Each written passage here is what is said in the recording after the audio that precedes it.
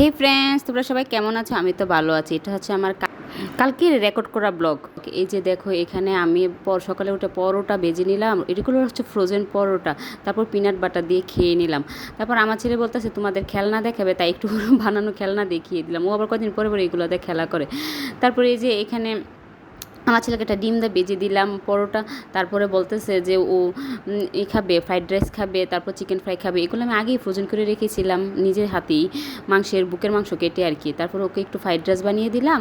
তারপরে এটার সাথে মাংস ভেজে একটু চিকেন ফ্রাই করে দিলাম।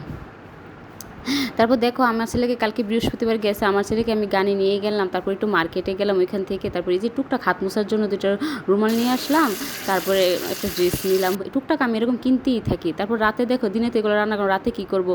তারপরে এই যে মাছ ভাজি করলাম। তারপরে এই যে আলু চাকচাক করে মাছ ভাজি করলাম। তারপর হচ্ছে তোমার একটু চিকেন পাকোড়া করলাম।